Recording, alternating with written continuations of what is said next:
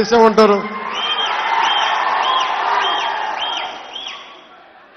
1000 కోట్లతోటి రాజకీయాన్ని నడపచ్చు అంటే దానికి మించినంత హాస్యాస్పదమైన విషయం ఇంకోటి ఉంది. పాలిటిక్స్ అనేది ఫర్గెట్ అబౌట్ మనీ. నువ్వు 10,000 కోట్లు ఇవ్వు, పార్టీని నడపలేవు. డబ్బులతో పార్టీని నడపలేవు. డబ్బులతో పార్టీని నడపలేవు. డబ్బులు కాఫీలు టీలు తాగడానికి ఈ పాయింట్ ఏ నుంచి పాయింట్ బి వెళ్ళటానికి ఒక బండి అవసరం, దాంట్లో ఇంధనం అవసరం. కాబట్టి దానికి డబ్బులు తప్ప పార్టీ నడపాలంటే. కానీ మరి ఏం నడుపుతుంది ఒక పార్టీని అంటే భావనా బలం.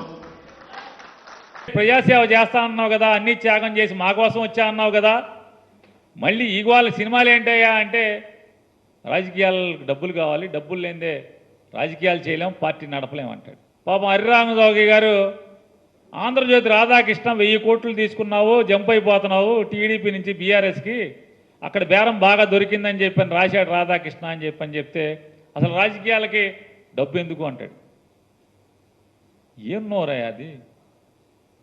నాలికి నరం నాలిక అని చెప్పని నీలాంటి వాళ్ళని చూసే సామెతలు పుట్టినట్టుగా ఉన్న పరిస్థితి. నాలికి నరం ఉండదని చెప్తారు.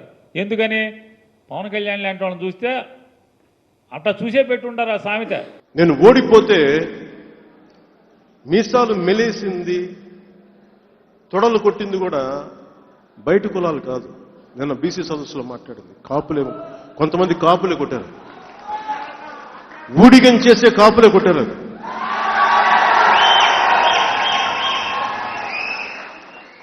నన్ను ద్వేషించే వాళ్ళకి నాకు అనిపించింది, నేను ఓడిపోతే మీకు ఎంత ఆనందం ఏంటి?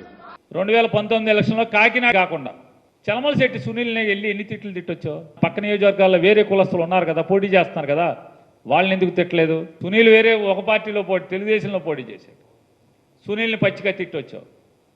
పక్కన కన్నబాబు వైసీపీలో పోటీ చేశాడు, వైసీపీలో కన్నబాబుని తిట్టొచ్చావు. రామచంద్రాపురం వెళ్ళావు, తోట త్రిమూర్తులను తిట్టొచ్చావు. భీమవరం వెళ్ళావు, గ్రంథిసీని తిట్టొచ్చావు.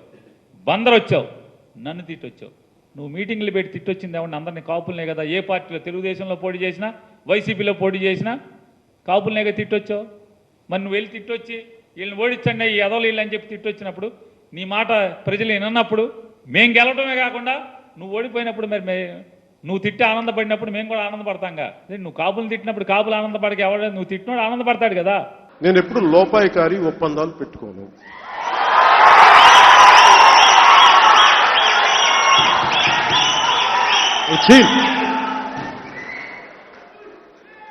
నిర్మోహమాటంగా, నా రక్తం అలాంటిది, నేను నిర్మోహమాటంగా.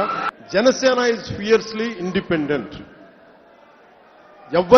ఎవరి ఎజెండాల కోసం మేము పనిచేయం. ఏ పార్టీ ఎజెండాల కోసం మేము పనిచేయట్లా. 2012 నుంచి ఇవాళ దాకా లోపాయికారి ఒప్పందాలు కాకేంటి?